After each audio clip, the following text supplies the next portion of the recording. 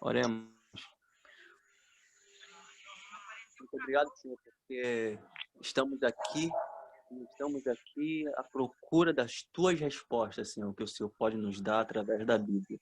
Então, pedimos a tua orientação e o dom do teu Santo Espírito, Senhor, para que possamos aprender segundo a tua vontade, segundo o que tu deseja, conforme tu nos deu a tua palavra. Então, nos permita, Senhor, que possamos ler com a mente voltada unicamente para ti, com uma mente fresca e permitir que a própria palavra nos explique. Já te agradecemos por cada um aqui presente e pelo dom da tua graça e misericórdia. Em nome de Jesus, amém. Amém. Então, meus irmãos, vamos começando aqui, né? Abel e Caim, né? O capítulo Isso 4, aí. versículo 1. No versículo 1 eu vou iniciar lendo. Vem dizendo assim: coabitou o homem com Eva, sua mulher. Esta concedeu e deu à luz a Caim. Então disse: adquiri um varão com auxílio do Senhor. Uhum.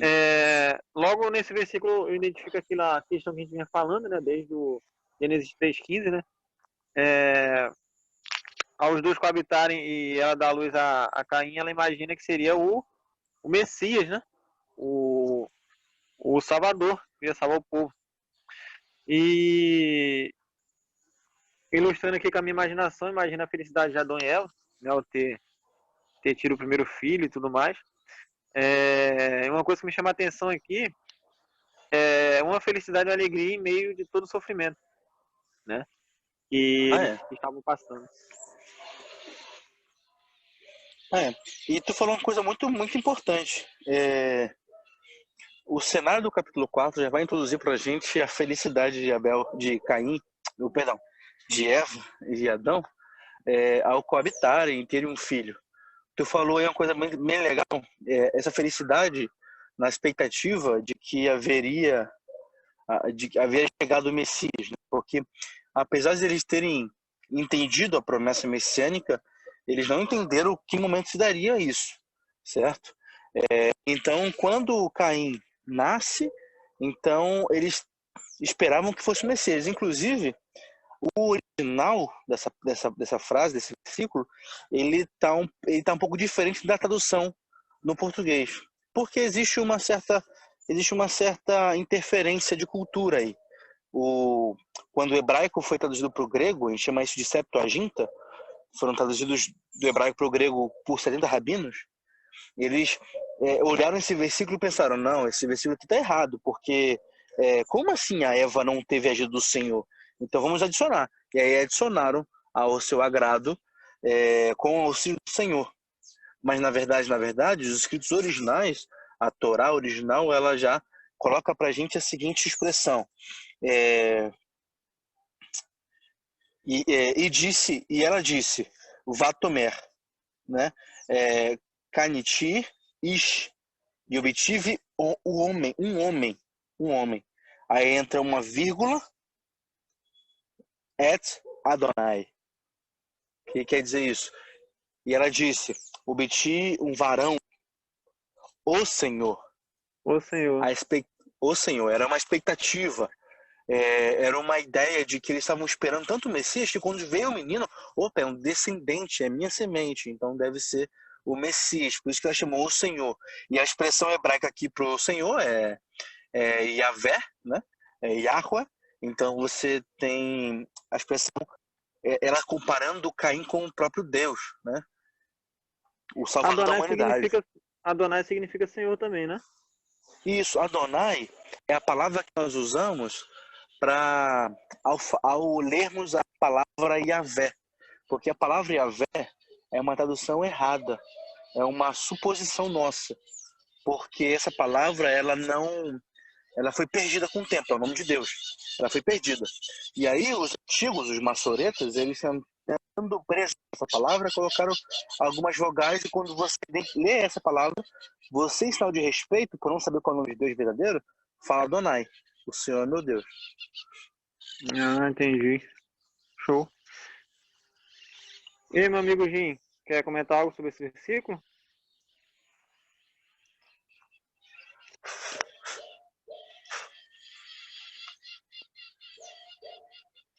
Bom, enquanto o Pode Jim vai... prosseguir. Não, E assim, o capítulo 4 já começa com essa prerrogativa de expectativa da surpresa, da felicidade de Eva para com a expectativa do Messias, da semente que nasceria, que nasceu, que era Caim.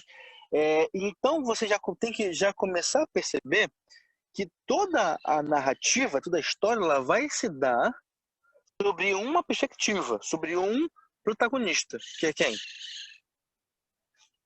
Abel. Não, Caim. Ah, não, tá, entendi. Por quê? Porque eles estavam com a expectativa de que Caim fosse um Messias, então toda a história vai ser sobre Caim. Tanto é que logo no capítulo 2 você vê que Abel é mencionado como seu irmão, fala qual é a utilidade de Abel, que é pastor de ovelhas, e pula para Caim novamente. Só tem um versículo de menção de Caim, e depois tem uma série de características sobre Caim. Tu tem uma breve menção sobre Abel, e depois uma extensa narrativa a respeito de Caim. É muito Entendi. importante pra gente E perceber, é porque engraçado, assim... o que acharam que era o Salvador acabou matando o irmão, né? Isso, só que assim, esse olhar não tá errado, é um olhar que vem futuro. E como é que a gente Uhum. sabe disso antes de ver a história? A gente tem que analisar primeiro o seguinte: se a gente sabe que quando Caim nasceu, a Eva disse: olha, eu acabei de gerar um varão, o Senhor, o Messias, o varão, a semente, né? Que eu tenho que entender? Que Eva e Adão começaram a criar Caim como se fosse o salvador da Deus. humanidade, o Deus. Uhum. O privilegiado, o primogênito, o Assim com o nosso principal. exemplo de Jacó com José, né? Exatamente. Mimado, entendeu? Uhum. Pode continuar o 2 aí, fica à vontade. Tá. E aí tornou a conceber e a seu irmão Abel, e foi Abel, ó, novamente a palavra, né, repetiu ali, e no hebraico isso é muito importante, e Abel, né, foi Abel pastor de ovelhas, e Caim lavrador da terra. E aconteceu, a cabo de dias, e aqui tem uma coisa muito importante, que dias é esse? Que é isso? Que dias? Que Na final minha de tá dias fim é de esse? uns tempos. Fim Minha de uns tradução tempos. tá a fim de uns tempos. Uhum. Eu não sei como é que tá a tradução do Jim, mas é interessante a gente pensar o que é isso aqui. Como assim, fim dos tempos? O que é isso aqui? O que quer dizer isso, fim dos Eu tempos? acredito que assim, o fim dos tempos aqui ele caracteriza como se fosse meses ou anos, sabe? Passar dos tempos, Pode fim ser, dos tempos. pode ser, pode ser. Existe um comentário, e aí acho que o Jim vai poder falar disso também, mas existe um comentário que de um comentarista muito bom sobre esse texto, que ele fala que esse fim dos tempos, ou acabo disso, ele se refere também a um processo, uma iniciativa já, a um processo semelhante ao do santuário. Como no santuário tem dias específicos para você sacrificar, sacrifício diário, sacrifício contínuo, sacrifício pascual, sacrifício, né, vários sacrifícios. Então, Uhum. é possível que nesse momento aqui não tinha os mesmos moldes de um procedimento sacrificial da época do santuário, porque é santuário específico, mas poderia ser já uma iniciativa de Deus a introdução desse processo. Por exemplo, é como se Deus tivesse estabelecido um dia para sacrifício, por exemplo, entendeu? É como se Deus tivesse já estabelecido um momento ali para acontecer isso. Só que quem decide esse dia, inclusive, é Caim. Por quê? Porque O não é Deus que engraçado é que pede. eu achava que o sacrifício era diário. Sim, no santuário é diário. Não sei, eu achava Mas já nesse tempo já com Caim e Abel. não, porque era preciso ser diário. Por um motivo. Assim, vou te dar um motivo. Porque naquela época você tinha um povo que era completamente apostatado. Um povo que Sim. não sabia, não conhecia a Deus. Então havia necessidade de ter esse reforço diário para você entender o que estava acontecendo. Para o povo apostatado, né? O povo paganizado. Uhum. Né? Então havia essa necessidade. O povo ali não tinha necessidade, mas havia a necessidade de lembrar sempre que dado momento, para ter ali a ciência de que viria o Messias. E aí, a cabo de dias, como diz o texto, Caim trouxe uma oferta.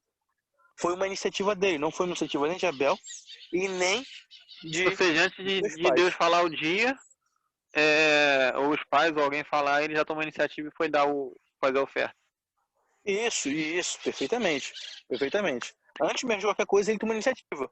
Possivelmente, olhando pela ótica de que ele era um filho mimado pelo fato de ser depositado nele a expectativa messiânica, foi colocado sobre ele essa expectativa e possivelmente ele quis se achar o bonzão, né? Vou aqui oferecer no meu tempo, no meu dia, os meus sacrifícios.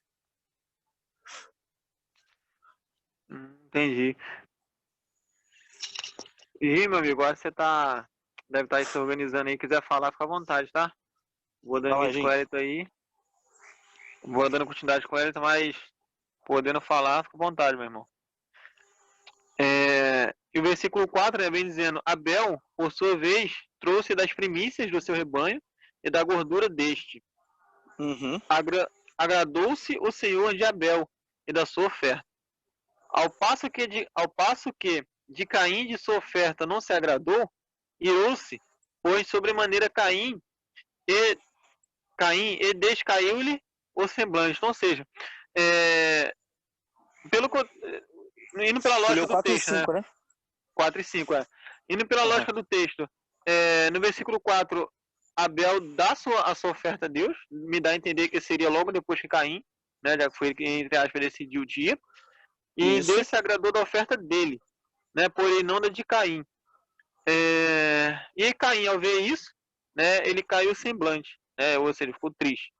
E o que me vem a dúvida por que Deus se agradou da dele e não da de Caim?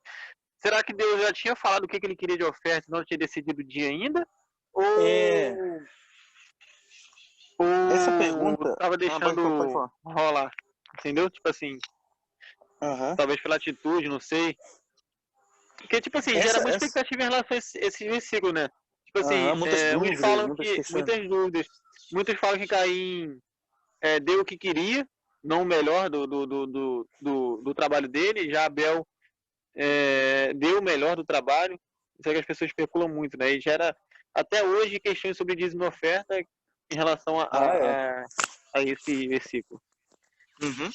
Assim, cara, essa dúvida, elas são dúvidas muito fortes, são dúvidas muito, muito importantes. Só que eu vejo uma coisa muito legal, é que o que se preocupa com essas dúvidas, eu já me preocupei muito com essas dúvidas, já fiz muitas explicações possíveis. Inclusive, eu dei uma explicação uma vez dizendo que Deus não aceitou a oferta de Caim porque a oferta de Caim era de frutos da terra e a terra tinha estado maldita, né? Só que lá em Gênesis 3, né? Só que tem um problema nisso. Quando a gente faz essa pergunta, a gente tem que, ao invés de simplesmente olharmos para outros textos da Bíblia, precisamos olhar para o próprio capítulo, que já explica já começa a nos dar uma pista do que estava acontecendo ali. Então, por exemplo, quando a gente vai para o versículo 4, frutos da terra, certo? Versículo 3, versículo 4, Abel também trouxe ali os primogênitos das suas ovelhas e tudo mais, né? E aí, o próprio versículo 4 o processo de aceitação, né? Aí ele fala assim, ó, e Abel também trouxe os primogênitos das suas ovelhas e os seus cevados. Atentou o Senhor para Abel e para a sua oferta, mas para Caim e para a sua oferta não se atentou. Eu não sei como é que está a tua versão, mas aqui na versão que a gente está estudando aqui, essas expressões, principalmente no hebraico, ela vai trazer primeiro a pessoa e depois a oferta, dando uma indicação de que a importância, a aceitação, não foi em si o conteúdo da oferta, mas a pessoa que deu a oferta. É como se, tipo, Deus, por conhecer o íntimo de cada um, ele viu a intenção de Abel e de Caim. Então, ou seja, tecnicamente, Caim, ele deu por dar, como aquela parábola dos ricos doando oferta, E Abel, ele deu por amor, com sinceridade, assim como aquela viúva que deu o seu único restante lá para a oferta, e Jesus ele falou que ela deu mais do que os outros. Aham. Na Bíblia existe muitas essas questões de oferta aceita, oferta não aceita. A gente vê isso, por exemplo, em Isaías, capítulo 1, versículo de 1 a 7, que também dá pra gente esse panorama também, que Deus fala assim, ó, estou farto de vocês, das ofertas de vocês, que só me dão... Aí ele faz as ofertas. E aí a gente descobre que eram ofertas certas, eram ofertas boas, agradáveis, que ele estipulou lá no Levíticos. Mas é isso que ele queria. Aí ele falou assim, ó, o texto diz assim, eu estou cansado dessas ofertas que vocês estão me dando. Sabe por quê? Porque quanto mais vocês me dão as ofertas, mais e mais vocês estão de coração distante de mim, certo? E aí o que acontece? Uhum. A gente descobre que o que estava acontecendo, na verdade, era justamente essa situação de Caim, pela expectativa que foi depositada sobre ele achou que pudesse simplesmente dar o que ele bem entendia. Uhum. Não é assim que funciona. No comentário aqui da Como isso? minha Bíblia, ele destaca exatamente isso, né? Ele fala que Hebreus 11:4, ele fala que Abel ofereceu das primícias do seu rebanho, inclusive da gordura, ou seja, o melhor que ele tinha. E Hebreus 11:4 destaca a importância da motivação a dar a Deus, né? Por que você está Mas dando? Abel, Por quê? E aí fala isso, que Abel ofertou pela fé. Autores bíblicos posteriores desenvolveram mais o tema de Deus olhar para o motivo do doador e não para o sim. doador. Só que Aquilo que assim, você falou, bote né? uma A coisa. questão. Caim também deu uma oferta boa. Uhum. A melhor oferta que ele tinha. Porém, a Mas intenção deu não assim. foi. Exatamente. A intenção conta muito mais. Deus pede coisas Entendi. boas, sim. Deus pede bênçãos, Deus quer obediência, não sacrifícios. Certo? Vou lançar uma questão aqui que eu nunca. Sempre ouço falar em igreja, só que eu nunca concordei. Olha, mané.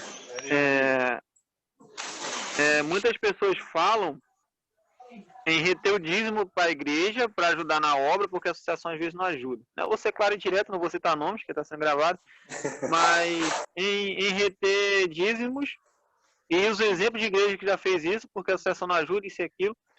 E eu, pessoalmente, nunca concordei. Né? Nunca cheguei a pesquisar a fundo, mas não concordei porque eu entro naquela questão da doutrina que a igreja ensina. Né? O dízimo vai para esse destino, as ofertas são usadas para aquele outro destino, então para que a gente querer fazer o que a gente acha que é certo? Fazer conforme né, a doutrina. E muitas pessoas usam esse versículo como base. Né? E aquele outro versículo também que fala trazer o mantimento para a casa do tesouro e tudo mais, isso aqui. Só que o problema é que eles não diferem dízimo e oferta. Dízimo também é bíblico e oferta também. Uhum. E ambos estão no contexto do santuário também. Tá? O dízimo, lá em Levítico 23, vai dizer para a gente, por exemplo, que o dízimo precisa ser 10ª parte daquilo que você tem direcionado para o fim específico, para o povo, para o trabalho sacerdotal, para o suprimento deles. E a oferta é literalmente aquilo que você dá em resposta à gratidão pela salvação que você recebeu. Então, assim, eles pecam porque eles não desassociam as duas coisas. Entendeu? E acham que eles estão falando de uma coisa...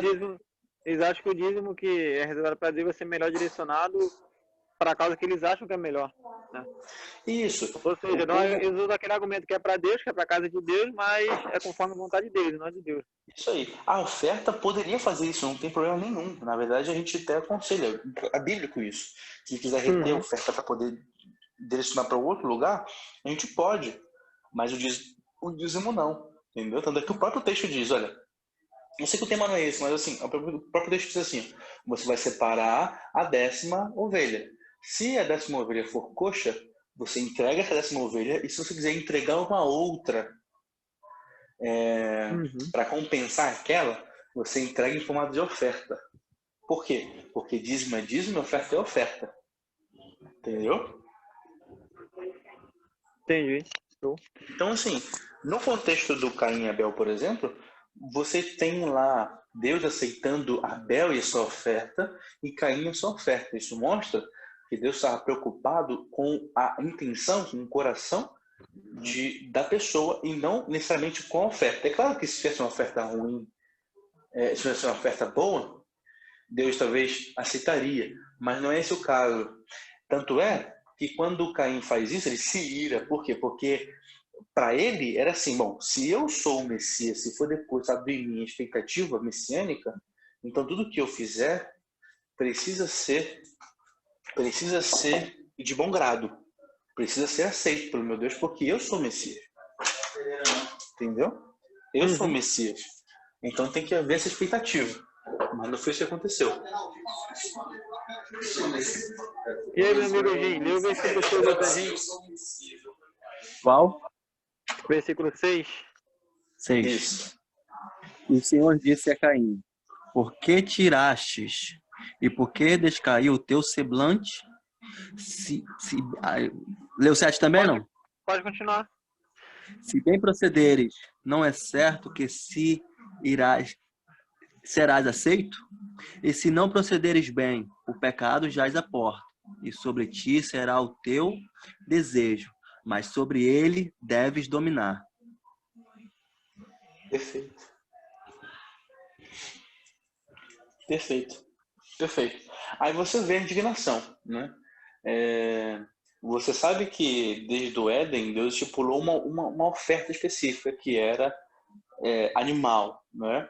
Mas Deus não estava nesse momento interessado no animal em si, mas sim em desconstruir uma ideia que havia no coração de Caim. Tanto é que a pergunta foi assim, ó. E o Senhor disse: por que tu tá irado? Por que tu caiu o semblante? Por que tu tá triste? Né? E aí a resposta, o versículo 7 já é uma resposta daquilo que Deus está perguntando, né? Se fizeres a coisa certa, você não sabe o que vai ser aceito? Agora, você sabe que tem um pecado, tem um desejo, tem um egoísmo, tem um orgulho dentro de você, que se você não dominar, você vai acabar sendo corrompido de uma vez por todas. Exatamente. Fala aí, Jim. Agora é a tua vez. Jim, você tá caladão, Jim. Tô preocupado contigo. Não, tô aqui. Eu tenho dois pontos especiais que eu gosto muito de analisar o capítulo 4 ao prisma do capítulo 3, que é aquele 3:15, porém inimizade entre ti e a mulher, entre a tua semente e a sua semente. Esta te ferirá a cabeça e tu lhe ferirás o calcanhar. Além dela ser profeticamente futuro, indicando que haveria um Salvador, também mostraria que a própria semente da mulher, entre ela haveria contenda. Porque a semente é a continuação e o crescimento do próprio ser humano. O ser humano se juntam, se relacionam, fecundam e assim, porque isso aí já é uma bênção lá de Gênesis 1. Crescer e multiplicar e encher a terra. Não é? Mas era perfeito. Só que agora com a entrada do pecado, e a gente começa a ver essa linhagem já querendo se dividir aí em Abel e em Caim. Entende? Ou seja, essa linhagem que a gente vê futuramente, que os filhos de Deus e os filhos dos homens, ou seja, já começa a se dividir aí. Quando Caim começa a querer desejar fazer a sua oferta de acordo com o coração dele, Deus chega para Caim e fala assim: ô Caim, tudo bem, mas se tu procedesses bem, se tua oferta fosse da forma, não como você quer, mas como deveria ser, ela não seria aceita por mim? Porque o coração dele já estava... É isso que você falou da questão da oferta. Quando o ser humano vai ofertar, mas de acordo com o que está no meu coração, eu estou condicionando a Deus a minha vontade, e não eu a vontade de Deus. Já de Abel, não. Abel foi aceita. Porque a de Abel, ele estava condicionado a fé dele em Deus. Perfeitamente. E aí você já Amém. vê que daí já começa a se dividir, querer se dividir a linhagem, entendeu? Naturalmente. A partir que o pecado entra, já começa-se a dividir. E outro Não. ponto também Uhum. específico que eu gosto muito é lá já no versículo 21. E fez o Senhor Deus a Adão e a sua mulher túnicas de pele de animais. Ou seja, ali ele estalou o dedo e apareceu uma pele. Não. Houve um Matou, né? sacrifício ali. Houve um sacrifício ali. Sangue foi derramado.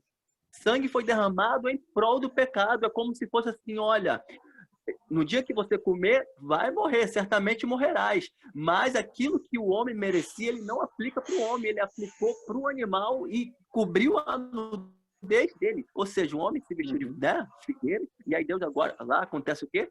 O primeiro sacrifício apontava para quem? Para o Salvador. Por isso que a Dando ele oferta significa salvação. Ela remonta a ideia da salvação. justamente. Salvação e aquilo, né? É onde o nosso pecado nos imputava vergonha, a figueira era vergonha, a nudez era vergonha. Eles tentam fazer por conta própria. Ou seja, quando o homem tenta fazer por conta própria, são figueiras. Aí vem Jesus com a misericórdia e graça, aplica a graça, coloca uma vestimentas lá que tamparia a nudez física, mas remetendo para o futuro, entendeu? Ele cobriria a nudez da alma. Uhum.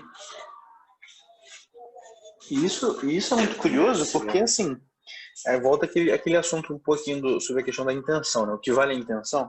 Deus está preocupado sim com o teu coração e também com a tua oferta. Né?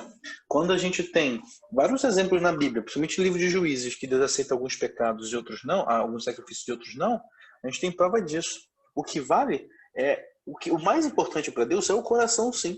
Mas se o coração, por exemplo, tiver com boa intenção, é aquele negócio da ignorância, certo? Se o cara hoje, por exemplo, ele, sei lá, comete um suicídio e não sabe que é pecado, por exemplo, existem grandes chances, por exemplo, ele estar no céu, né? Dele ser perdoado, dele ser absolvido, de ser imputado a ele a graça. Agora, ele deseja... É aquele exemplo, né? O cara que comprou no estado está pecando? Tá, mas ele não sabe disso. Agora, eu e você que sabemos, existe a intenção e também a forma certa de proceder.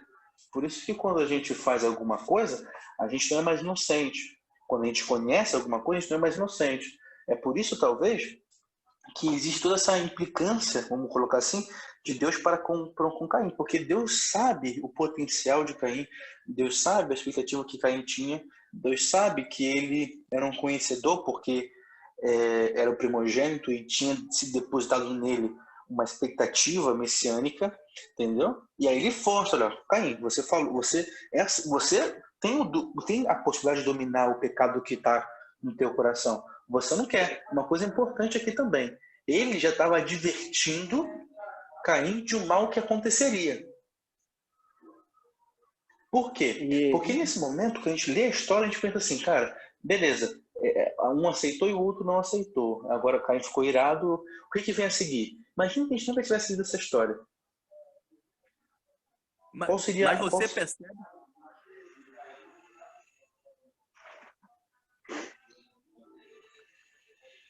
Quando a gente tem um olhar fresco, a gente pensa assim, pô, o cara tá se referindo em todo momento, ó, Caim, Abel, seu irmão, e tal, e tal. Agora acontece uma coisa bem importante, que meio que ele ignora isso, porque não aparece a resposta de Caim, né? Na verdade até aparece sim.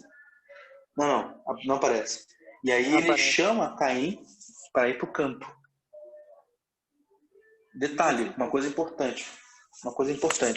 Essa palavra aqui, e falou Caim a Abel, seu irmão, e estando eles no campo, essa palavra não, essa expressão não tem, tá? E estando eles no campo, no original não existe. Entendeu? A expressão correta seria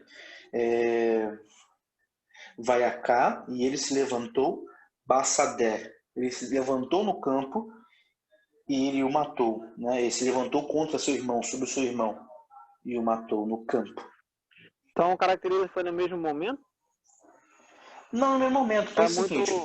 o campo, quem é o dono do campo? Quem é que cuida do campo? Ele.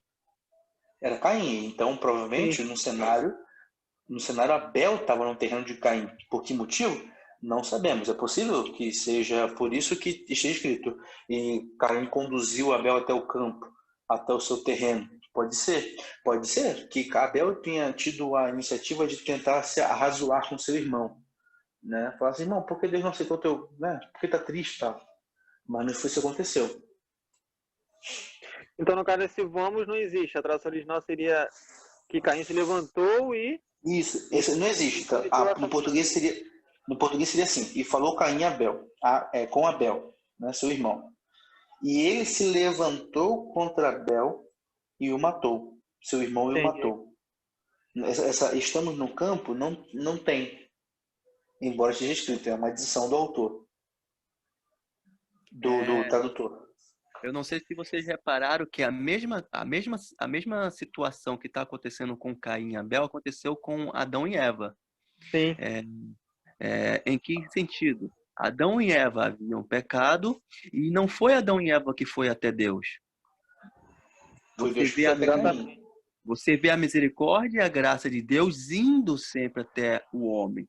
E Deus foi até Adão e Eva. A mesma coisa se repete aqui em Caim. Ou seja, Caim e Abel não escutavam ou não escutaram a história de seus pais contando como que foi a queda. Impossível veio até eles. Ou seja, estava embutido na mente dele. Então, quando a oferta de Caim não foi aceita e quando começou a surgir aquela questão toda, o que deveria fazer Caim, vendo já a consequência que teve a história dos pais? Automaticamente era para ele chegar para Deus e falar: Senhor, poxa, estou chateado, por que minha oferta não é aceita? Mas isso, a prerrogativa, ele não dá o espaço para Deus. Sim.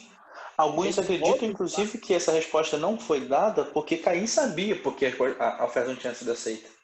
Não, e aí você vê de novo a misericórdia. Eu não vejo uma implicância de Deus para com Caim. Eu vejo eu coloquei como entre aspas, né? Eu coloquei entre aspas. Para Adão e Eva.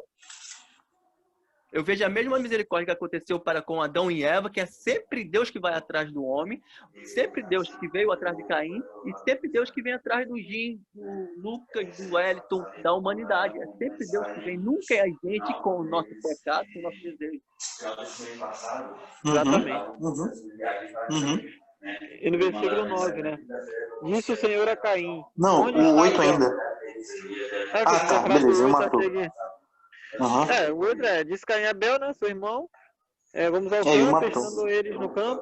Sucedeu que se levantou Caim contra Abel, seu irmão, e o matou. 9. Disse o Senhor a Caim: onde está Abel, teu irmão? A mesma reflexão de Adão e Eva, né? Ele respondeu: não sei. Acaso sou eu tutor de meu irmão? Caraca, essa frase aí, ela é... Ainda bem aqui que ele foi rebelde ainda, né? Foi muito irônico, debochado puro.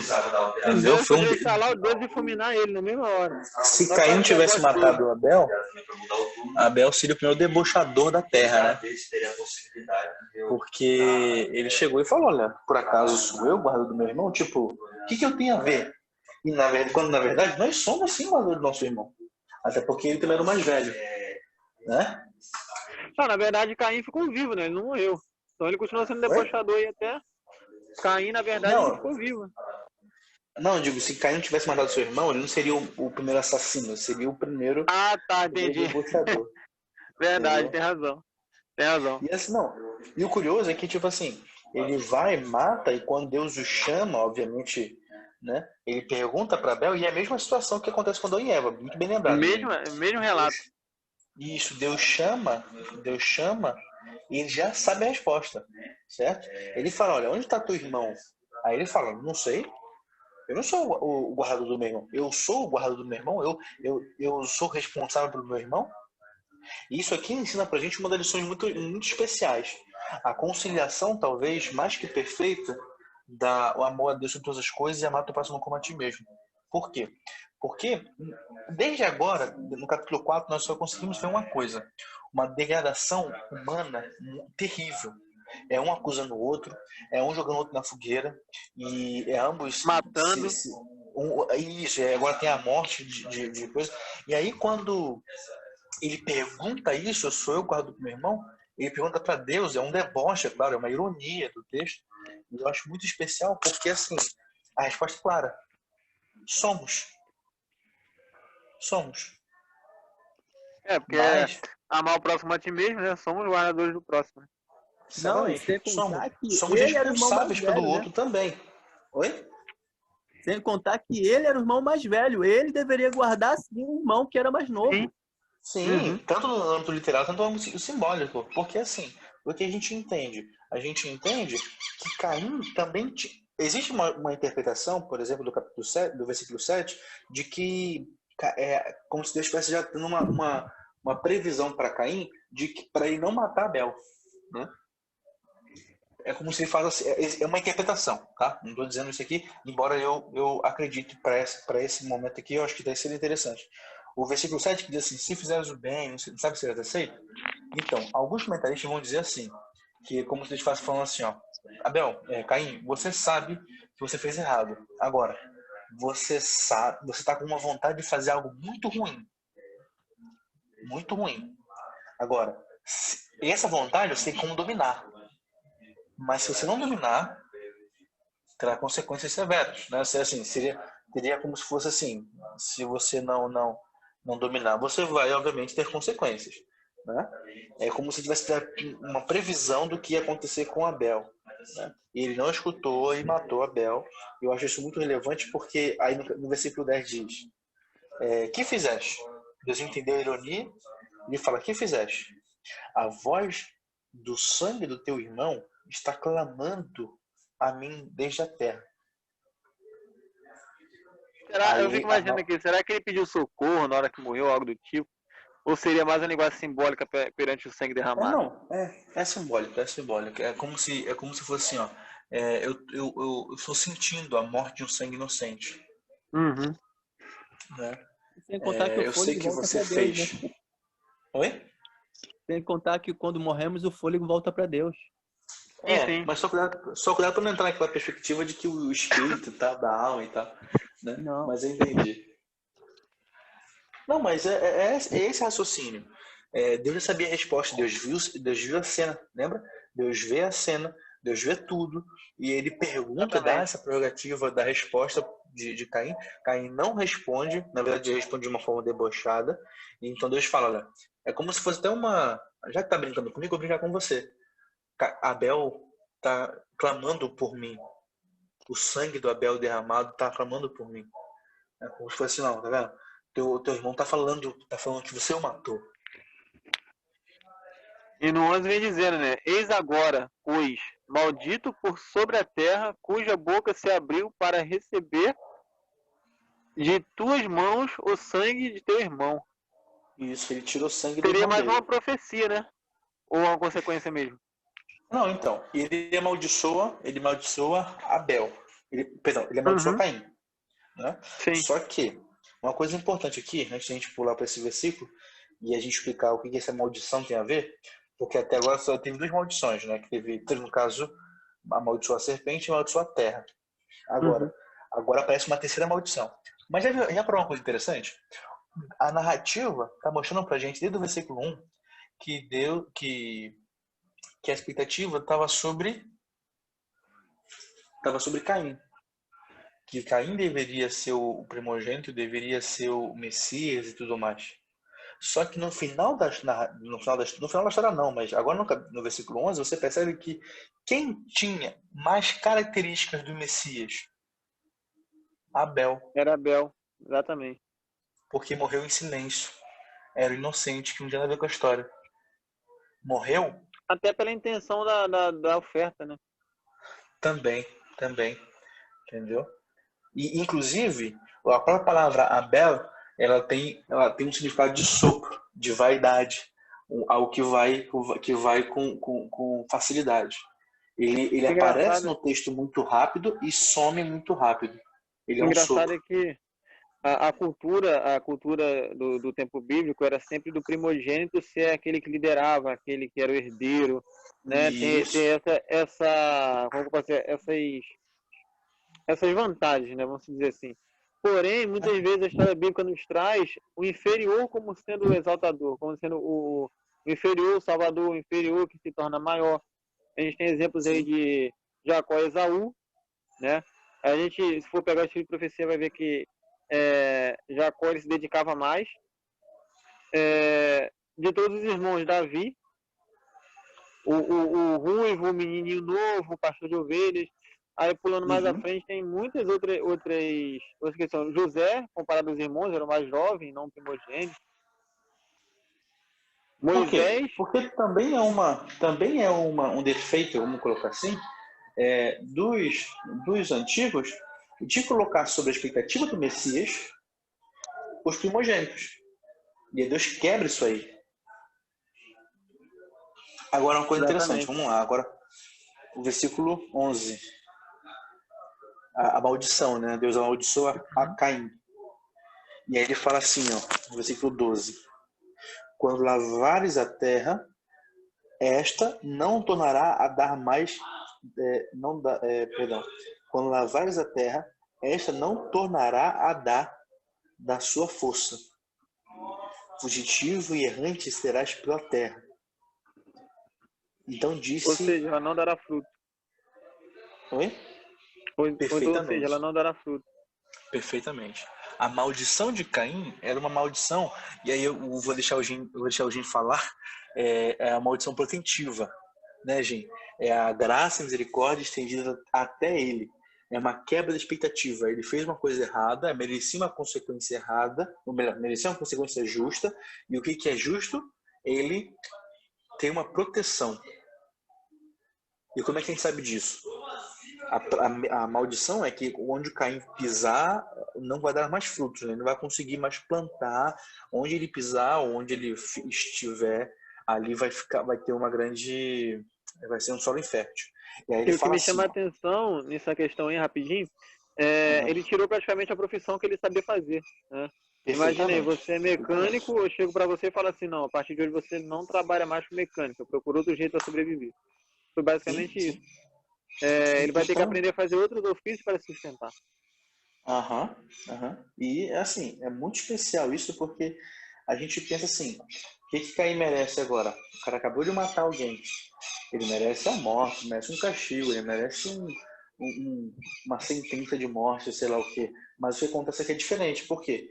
Deus acaba de falar que ele é maldito e que onde ele pisar vai secar, né? E aí ele fala, então disse Caim ao Senhor, grande é a minha maldade, maior do que eu posso suportar. Eis que hoje me lanças da face da terra, da tua face me esconderei, e serei fugitivo, errante da terra. E será que qualquer que me encontrar matará. O que ele quer dizer com isso? Ele meio que culpa a Deus, né? Agora, Senhor, por sua culpa, quem me encontra na terra, quem me vê passando, vai querer matar. Não só porque eu matei Abel, mas porque se eu estiver hospedado no Nasf, a terra do Nasf vai ficar infértil.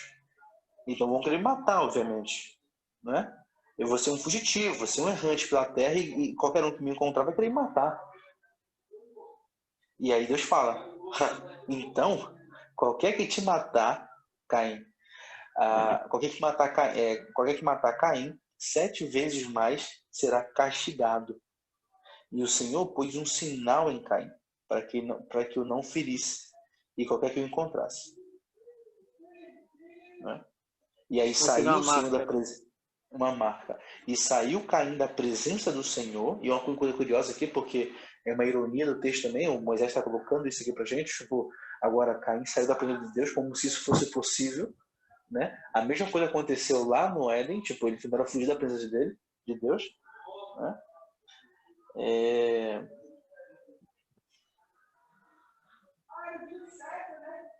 E foi para isso.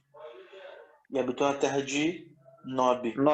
Nod, ao oriente do Éden, que é o contrário do Éden, no caso, né? É o contrário do Éden. Essa parte quando ele fala que vão me matar, caracteriza também que possivelmente já teriam outros irmãos, né? Ou os irmãos que viriam a vir. Sim, Sim, sim, sim, sim, sim. Ele teve os irmãos, sim.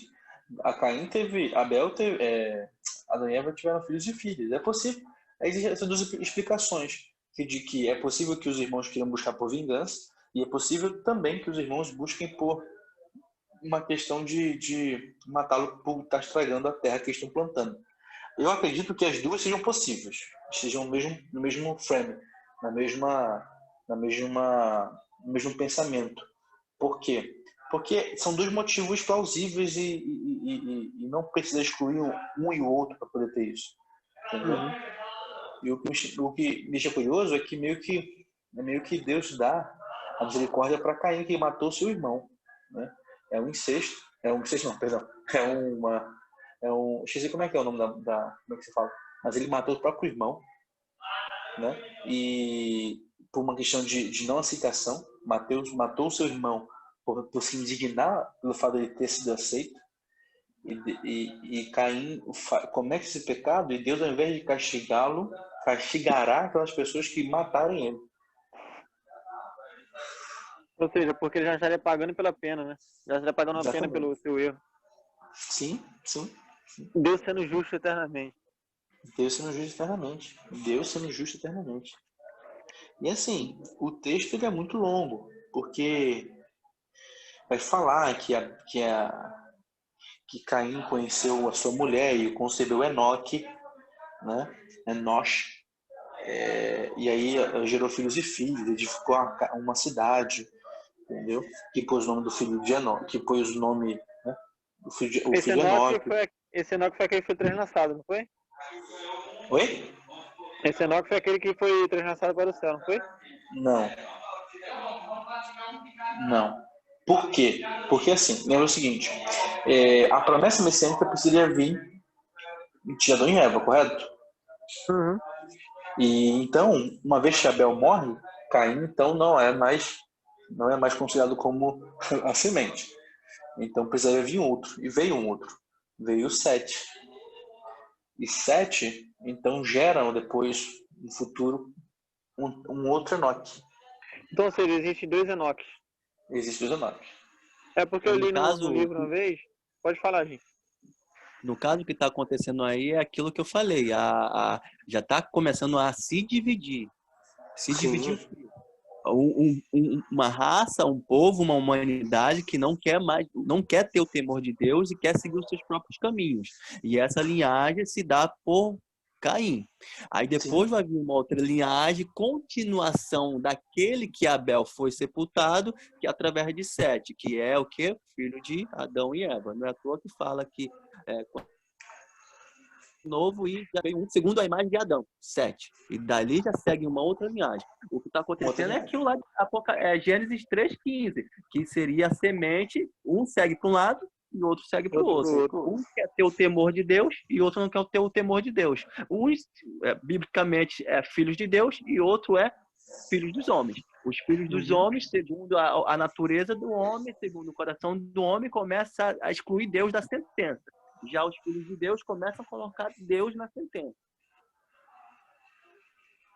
Perfeito.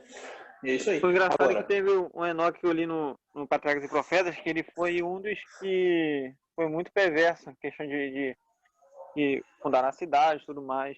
Aí me surgiu a dúvida se qual desses dois Enoques que eram, descendentes de Sete ou de...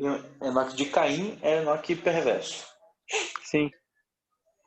E assim, cara, aí assim, já entra um pouco nessa questão, porque já, já começa a introduzir um pouquinho de uma genealogia. Não vai ser o padrão, não vai ser a primeira genealogia, vai ser só uma pincelada, que é contar a história de Caim. A genealogia, ela é começada por Moisés para poder dar marcos na história para você já perceber a chegada do Messias. Então vai ser colocado os homens primogênitos e os seus outros irmãos subsequentes, e depois aí já colocando como se fosse uma indicação de que estava chegando o Messias. Você vê isso claramente no Pentateuco, nos livros de Moisés, porque ele faz isso para justamente fazer com que a gente entenda, não é Caim, não é 7, mas vai chegar.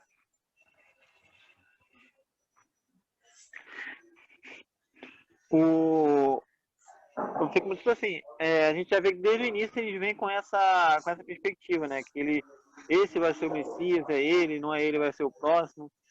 E isso foi uma cultura que foi passada, né? Gerações e Sim. gerações e até hoje, né?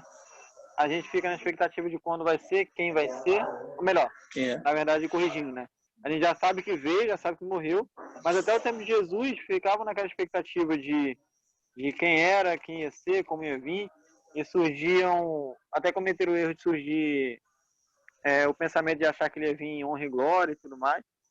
E Isso. o engraçado é que, apesar de todos os pesares, o que me chama a atenção é que a fé não morreu.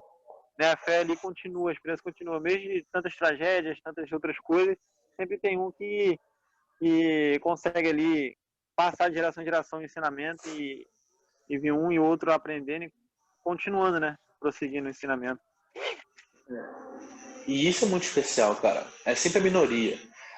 Até o Apocalipse vai dizer pra gente que a quantidade dos perdidos serão como a do mar. Em contrapartida, o povo salvo vai ser como uma pequena porção, né? 144 mil, que comparado ao do mar é muito pouco.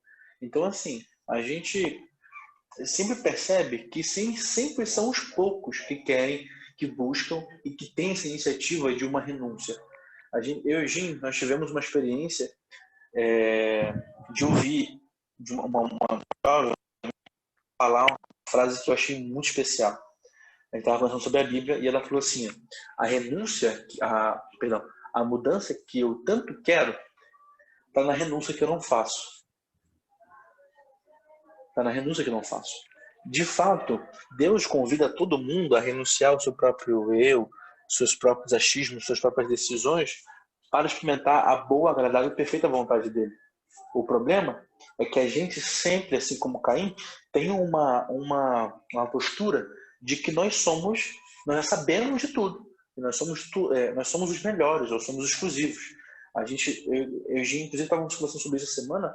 A gente se deparou que a gente, não como instituição, mas a membresia cresceu numa cultura da igreja, da nossa igreja, de que, pelo fato de nós sabermos de tudo, nós cometemos o mesmo pecado dos fariseus, por exemplo. Sim, que viram Messias presente, mas não acreditaram porque não vieram nos moldes que ele pregava. Exatamente. E daí dá margem pro que a gente já acontece de ver, né? De vez em quando um preconceito aqui, um preconceito ali, um olhar torto. É que assim, às vezes a gente toca nesse assunto na igreja, em São João Sabatina.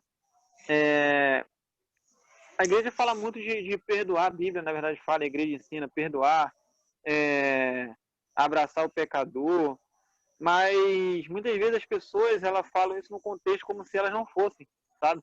Elas falam isso no contexto como se elas não fossem, como se elas não errassem. E muitas vezes quando a pessoa erra e a pessoa tenta voltar, de tanto olhar torto, de tanto os mimimis de um e outros, não generalizando, é claro, de um e outros, acaba afastando. E é isso que as pessoas não percebem. Que não importa o estado social dentro da igreja, como você se veste, cara, se a pessoa errou, pior é você que tem seus erros íntimos e não se dá conta, entende? Sim. Sem querer, a gente acaba colocando barreiras. Coloca barreiras, exatamente. Perfeitamente. E o versículo diz... Essa visão Gente, tá caladão? Acontecendo, gente, tá jantando? Tá me ouvindo ou não? Pode falar, gente. Essa visão que você falou é extremamente importante, porque a partir do momento que a gente se coloca em uma posição de vamos aceitar os pecadores, vamos abrir as portas para os pecadores, vamos abraçar os pecadores, calma aí. Eles são pecadores, nós não, né? Ou seja, começa a criar uma barreira ali, onde deveria ser o contrário. Onde deveria ser, vamos acolher os nossos irmãos de igual modo. Porque se ele é pecador, eu sou mais. Porque se eu conheço a verdade aos olhos da Bíblia, por que eu não vivo a verdade aos olhos da Bíblia? Porque eu não vivo e essa verdade não me transforma em primeiro lugar. Porque se eu estou conhecendo pecadores, é porque essa verdade não me atingiu primeiro. Eu tenho essa prerrogativa de olhar para fora e ver que eles é que são pecadores, a verdade nunca me encontrou. Agora, quando eu começar a olhar para fora e ver um pecador tal qual, igual a mim, eu vou começar a ter empatia, porque está no outro, os mesmos pecados. Se coloca igual ao outro, vamos juntos. Não é vou te levar para a salvação, é vamos juntos, porque nós vamos nos ajudar, entendeu? É isso que precisa ser derrubado, essa visão, essa separação. É a separação de Caim e Abel. Entendeu? É literalmente isso. Exatamente. E no versículo 17, né, já tem as descendências, né, de Caim. E coabitou Caim com sua mulher. Ela concebeu e deu à luz a Enoque, aquele Enoque que a gente tinha falado. Caim edificou uma cidade, ele chamou Enoque o nome do seu filho. Ou seja, chamou a cidade o nome de Enoque, né? E a Enoque nasceu Irade. Irade gerou a Meuajael. Meuajael a Metusalém. E Metusalém a Lameque. Uma observação, Lameque aqui seria eu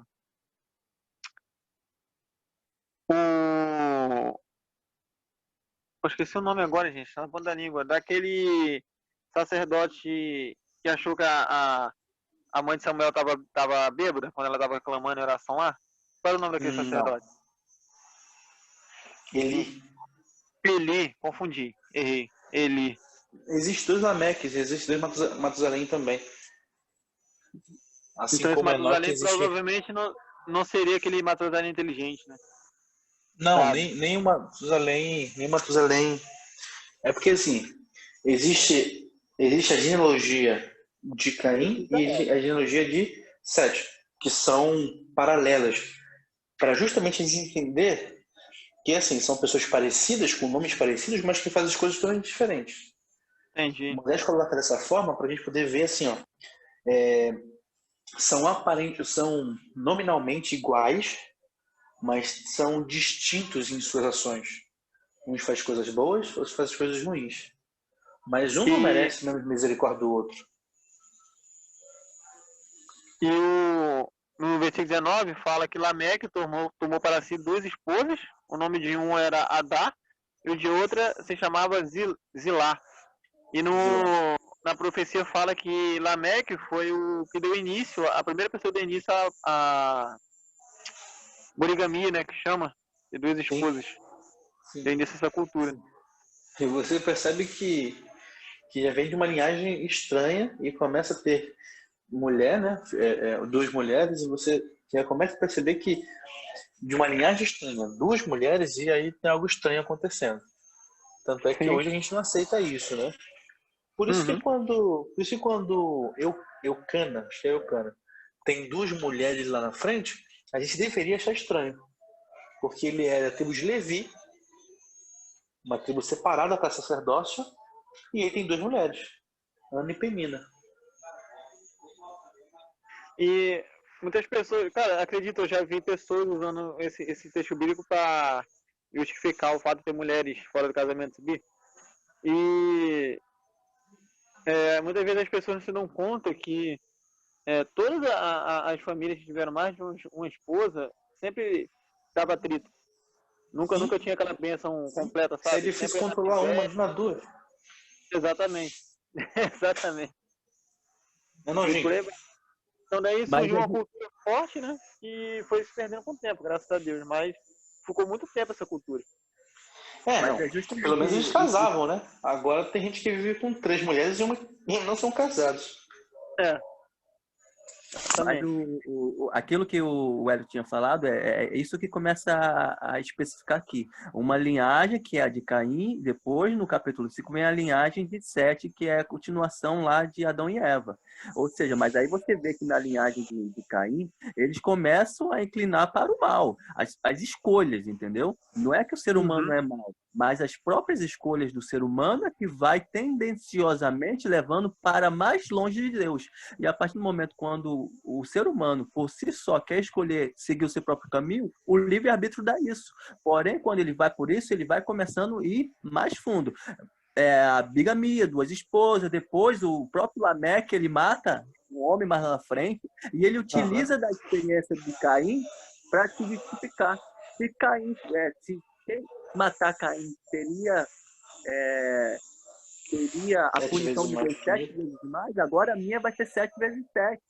Ou seja, toda vez que o ser humano se desliga de Deus, é perversão.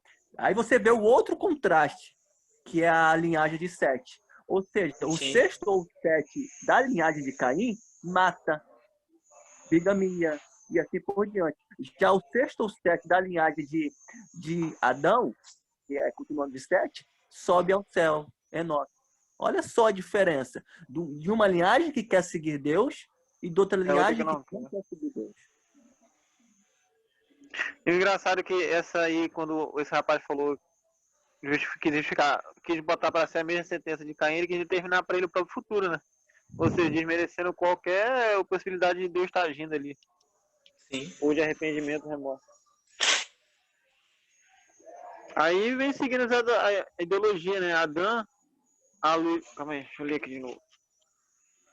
Adão deu a luz a Jabal, este foi o pai dos que habitam em tendas e por gado. O nome de seu irmão era Jubal, este foi o pai de todos os que tocam harpa e balto e flauta. Zilá, por sua vez, deu a luz a Tubaicaim, a artifício de todo instrumento cortante, de bronze e Não de ferro. sei. Ainda A não chegou irmã ainda de a notificação. Tubacaim foi Naamã. Naamã. Não, ligam pra gente. Filho É? de Lameque, as suas esposas, Adã e Zilá, ouve-me, vós, mulheres de Lameque, escutai o que passo a dizer-vos. Matei um homem, porque ele me feriu, e um rapaz, porque me pisou. É aquela narração que o Jimmy tinha falado. Né? 7 vezes se tornará a vingança de Caim, de Lemeque, porém, 70 vezes 7 tornou, porém 70 vezes 7. Aí vem, tornou Adão a coabitar com sua mulher, e ela deu a luz ao filho, a quem pôs o nome de Sete, porque disse ela, Deus me concedeu outro descendente, em lugar de Abel, que Caim matou. E Sete nasceu-lhe também um filho, o qual pôs o nome de Enós. Daí se começou a invocar o nome do Senhor. Aqui já termina, né, com a morte de 70 vezes 7, já começa a descendência de Adão, né, e vem a expectativa de novo de Eva, como que Sete fosse o descendente. Né, então ali ela já meio que descartou Caim pelo seu erro e falou, não, agora Deus mandou outro para mim, o Caim matou aquele, eu me enganei, não era o mais velho, era o mais novo, mas já Caim matou, Deus mandou outro. E daí já começa. Ela fala que agora o 7 é para substituir Abel. Exatamente. Embora muito possivelmente já comece uma expectativa também sobre 7, você tem agora um reconhecimento, não. É para substituir Abel. Exatamente. Um reconhecimento de que eles fizeram besteira. Olha, eu tenho para mim que existe uma parcela de culpa também de Adão e Eva. Pela expectativa que tiveram, entendeu? Não justifica o pecado de Caim, mas a criação e aí vai uma coisa também importante, a criação que os pais dão gera os monstros que nós temos hoje. Claro que cada um tem, né, em si a sua responsabilidade de fazer as escolhas certas, mas a maneira como os pais conduzem também muda muita coisa. Exatamente. Muda completamente. Uma história que me marca muito é de José, né? José e seus irmãos. Quem sabe se a criação fosse diferente, não teria chegado onde chegou. E a história teria sido completamente diferente. Entendeu? Sim. É claro, não justifica, erro é erro, né? Ponto. Mas tem as ações e escolhas que fazem pender para o erro, pender para as consequências dos acontecimentos. Sim, verdade. É complicado. Foi complicado nisso. E daí já começa o exemplo aí dos primeiros pais da gente aí ensinando errado, né? Os filhos. É, É uma é uma observação. lição muito importante para pais também. Porque a gente hoje pensa assim, a criança vai crescer e quando lá na frente ela vai julgar se ela vai ser homem, se ela vai ser mulher, se ela vai fazer o certo, se ela vai fazer o errado. Mas se não tiver Uhum. um certo norteamento, acho que é assim que se fala, tiver um norte, uma direção para que ela guie, ser direcionada para um caminho, ela vai ficar perdida. E quem não sabe para onde vai, se perde no caminho. Uhum. Entendeu? Deus transforma desgraça em graça, em nome de Jesus, graças a Ele. Mas existe essa tendência também. O mundo já tá entrando em ruínas, já tem uma depravação muito grande. Já tem a gente ainda facilita, deixando nossos filhos a bel prazer, a mercê de Satanás. É, exatamente. Se a gente ensinando certo, já acontece dele sair para fora e depois voltar pelo ensinamento, né? Ainda mais Né? ensinando errado. Pois é. Pois é. Isso aí. Meu amigo Jim caladão hoje. Todos os dias a gente deveria ter essa ciência, essa consciência de buscarmos a orientação de Deus para podermos guiar a nossa vida e depois aqueles a quem nós vamos ter, né? Filho, Uhum. filha, familiar, para podermos Familiar. não somente falar, mas como exemplo mostrar um rumo. Porque, vamos supor, Perfeitamente. o filho cresce e aí? Olhando. Olhando, né? Palavra Não é comove, exemplo arrasta. e a melhor forma de ensinamento não é aquilo que é falado, é aquilo que é demonstrado. Muitas das Perfeitamente. vezes o pai ou o líder, ele gosta de falar, mas não gosta de viver. Mas quando o líder ou o pai começa a viver, porque não sei se você já percebeu, já viram aquele vídeo que a criança pega um sapato do pai e começa a andar. A criança pega Uhum. uma roupa do pai e começa a andar. No subconsciente, ele está querendo ser igual ao pai. Agora, se o filho, já desde que bebê, já tem esse tipo de atitude, imagina quando a gente começa a falar uma palavra brusca, um comportamento errado, um olhar meio torto. A criança copia tudo. Ele copia não é as nossas palavras, ele copia os nossos gestos, as nossas Uhum. ações.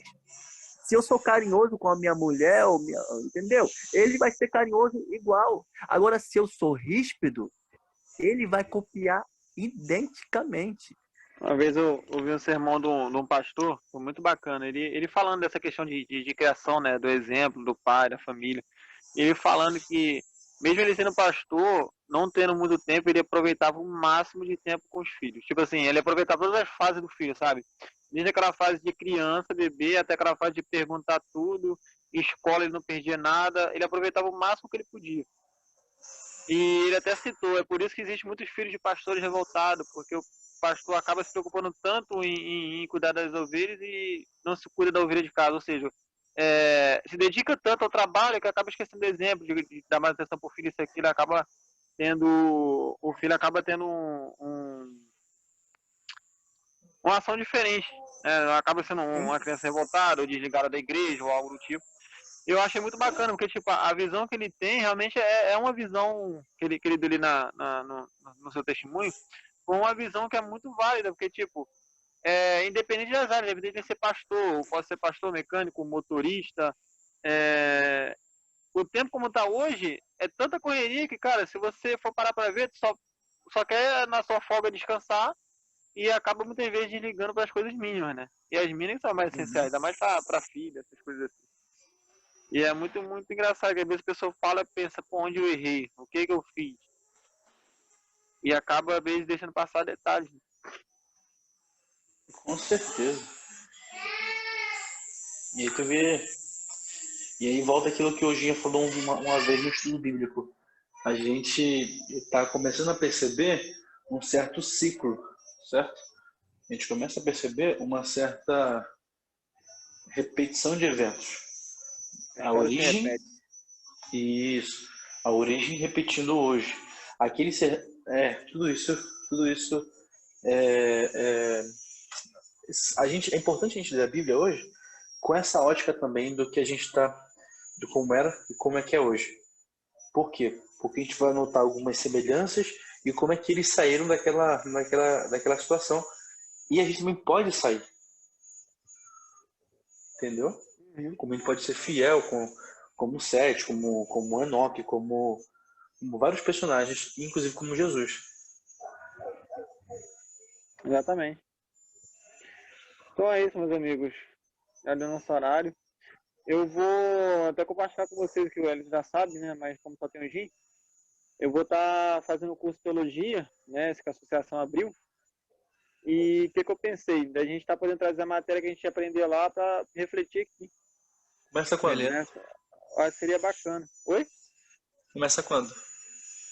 Então, vou ver essa semana. Falaram que era dia 8 de agosto. Eles iam dar a questão da matéria das aulas e não colocaram nada no grupo ainda. Vou ver essa semana. Aí, conforme for novidade, eu vou postando no grupo lá. Ah, que benção, que benção. Caso eu passe essa semana e não fale nada, aí eu penso num outro texto pra gente estudar, um profeta menor, quem sabe. Uhum. Vai ser bem. Beleza, vai ser bem. Meus amigos, Cara, foi um prazer aproveita os enorme estar estudos, com hein? vocês. Oi? Aproveita os estudos. Ah, com certeza. uma- Vou me desdobrar aqui, mas Eu, vou dar tudo. eu já conheço alguns professores que vão dar essa assistência, vai ser muito bom. Poxa, benção. Minha única questão é o trabalho, né? Do negócio do domingo, muitas aulas são domingo. Mas eu vou tentar desenrolar essa questão aí. Sim. Vê sim, cara, vê sim. Vê sim. Aí tu passa informação pra gente aí, a gente vai querer saber também. Ah, com certeza. E assim a gente vai aprendendo um com o outro. Com certeza. Meus amigos, foi um prazer enorme estar com vocês. Muito mesmo. Valeu. Vamos orar aqui para finalizar, né? Oraçãozinha breve. Oremos. Pai amado e bondoso, obrigado, Senhor, mais uma vez pelas bênçãos, obrigado pelo estudo, obrigado por tudo que o Senhor faz por nós. Obrigado, Deus, por estar sempre presente em nossas vidas, nos proteja, nos guarde e haja conforme a tua vontade em nossa vida. É isso que eu te peço e te agradeço, em nome do Senhor Jesus amado. Amém. Amém. Amém. Um abraço, galerinha. Valeu. Vai tirar foto ou não? Eu já tirei print aqui. Quer ligar a câmera? Beleza. Não, beleza, tô de boa, tô feito. Ah, beleza. Valeu, maninho. Valeu, abraço. Um abraço.